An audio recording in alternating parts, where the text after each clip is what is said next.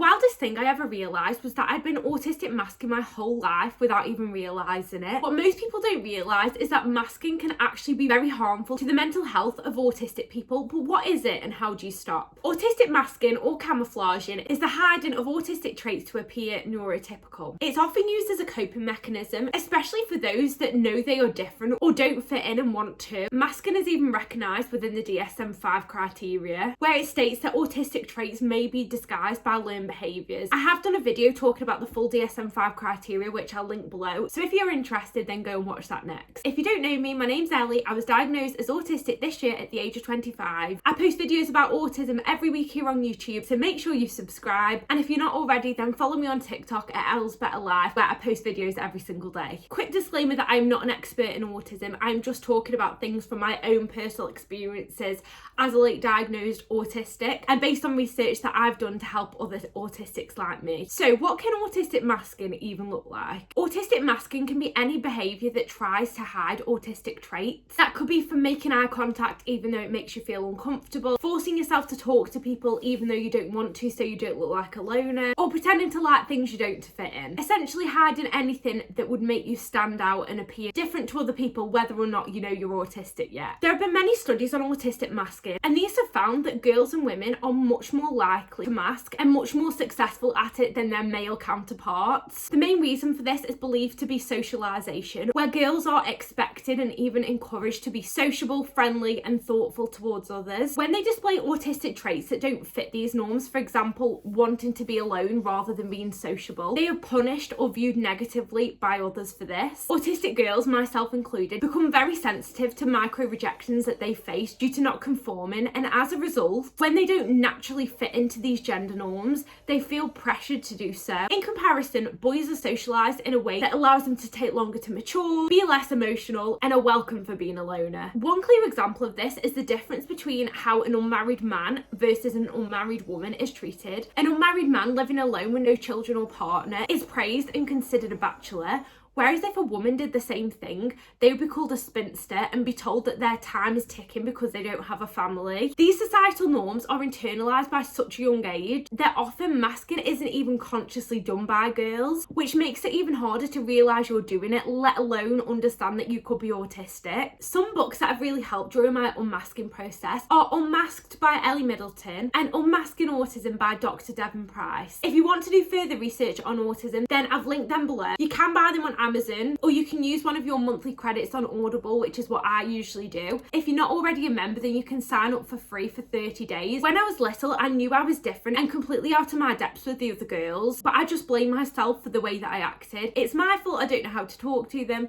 it's my fault that I can't make friends, and it's my fault that they think I'm weird. As a result, as time went on, I developed this thicker and thicker mask, which became impossible to take off. I didn't know which part of me was actually me and which was the version of myself I'd created so other people would like me. I'd reinvented myself so many times that I didn't understand my real identity anymore. I went from being Eleanor in primary school to Ellie in high school to then discovering clothes and makeup and thought that by making myself conventionally attractive I would fit in. But if anything, this made things a lot worse because all of a sudden people looked at me and expected me to act a certain way because of the way that I looked, and when I didn't, my differences were even more obvious than they were before. I felt like no matter what I did, I struggled and I couldn't work out why. That was, of course, until I realised at 25 that I was autistic. Side note, something that really helped me when I was starting my own autism journey was creating a spreadsheet of all of my autistic traits. I've now made this into a product on my Stan store, so if you are starting your own journey, then this resource will really help. It not only breaks down all the criteria into sections and explains what they mean,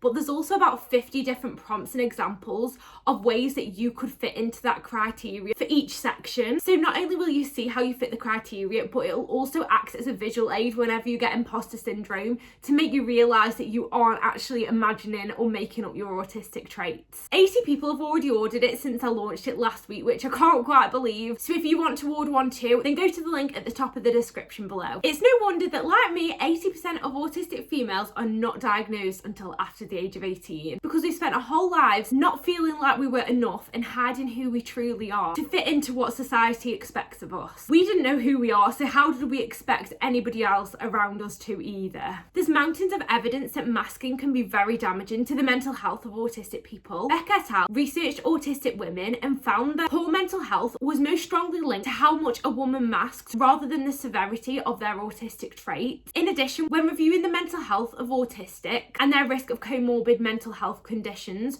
Rodgard et al. Found that the later somebody was diagnosed as autistic, the more likely they were to have a comorbid mental health condition. This is not surprising when you consider that the people most likely to receive a late diagnosis are high masking autistic girls and women. With this in mind, it's terrifying to learn that autistic women are 83% more likely to be hospitalised due to self-harm and 13 times more likely than the general population to die by suicide. But why is masking so damaging? From personal experience, masking feels like a giant pressure cooker inside your head. You are in a constant state of trying to do the things that other people want you to do, but never quite getting them right. So what do? You mask even harder and hope for better results. But because as an autistic, you don't have the inherent or innate understanding of these social interactions and dynamics, there is always going to be something that you get wrong, at least in my experience anyway. You said the right thing, but the tone of how you said it was wrong, or you copy other people and they point it out, or you respond in a conversation at the wrong time and get called rude. Nothing drains my battery more than trying to be somebody I'm not for other people. And for me, this has led time and time again to autistic burnout. Autistic burnout is a prolonged state of intense exhaustion, loss of function, and increased sensory processing sensitivity. It's experienced at some point or another by 80% of autistics, usually as a result of expecting more of yourself than you are actually capable of. I recently found out that autistic burnout can actually look a lot like depression from the outside. But looking back, all the times in my life where I thought I was depressed, I was actually in this state of intense autistic burnout, which also happened to be the periods in my life when I was masking the most. Whether that was during school when I would come home unable to function and sleep for hours on end, or in a high stress corporate job where I was unsuccessfully trying to fit in and my mental health depleted, to the multiple times that I've started and quit uni because I was doing what other people wanted me to do rather than what I wanted to do. I just couldn't cope with the pressure. It's also worth being aware that in autistic burnout, time with other people can make it worse rather than making it better like it does if you actually have depression. When I'm in this state of burnout, I find it impossible to regulate myself. And as somebody who's also got an OCD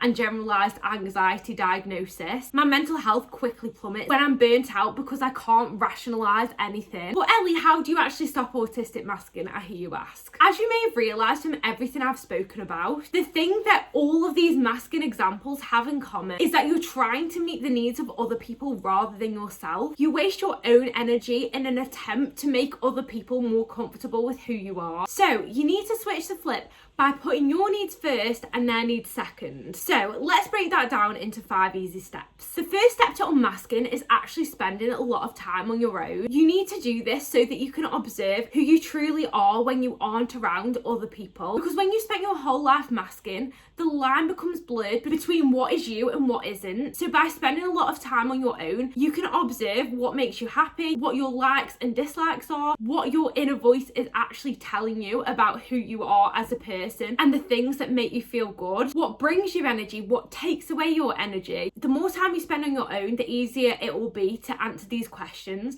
And if I was you, I would probably try to write these down as well, even if it's just a list of your favourite things to do, like your special interests. Step number 2 is observing yourself around other people and who you are when you are around them. How does this version of you compare to the person that you are when you're on your own? You want to align that on your own version of yourself with the version of yourself that you are around them people.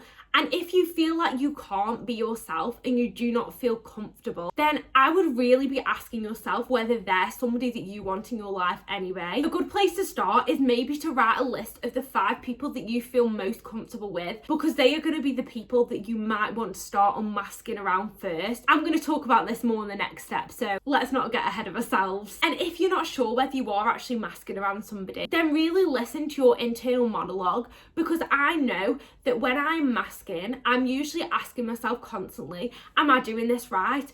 Am I making enough eye contact? Am I speaking at the right times? Am I coming across in the right way? Do they even like me? All of these questions are constant, and it's no wonder that so many of us are burnt out and we're constantly having to think of these things. But the louder that voice is in your head when you're talking to somebody, in my experience, they're the people that you are actually masking a lot more around. The secret here is to spend time with the people that you would feel most comfortable unmasking around. Because let's face it, if you think somebody is going to judge you for being your unmasked self, are they really somebody that you want in your life anyway? Step number 3 is telling people that you're autistic. I found that the easiest way to unmask is to be open and honest about my autism. That way you know which people in your life are going to truly accept you for who you are. And similar to what I mentioned in part 2, are you really going to want to be around somebody who isn't going to accept you for being autistic? When you tell people, it'll also mean they can understand the way that you're acting. So as you do unmask, they will understand why you are acting slightly different. Your friends and family will probably really appreciate you opening up to them about this, and can even be an opportunity to educate them on autism and how it impacts you. Trust me, I've found this such a bonding experience with so many people in my life, I can't even explain it. And step number 4 is making sure that you set boundaries.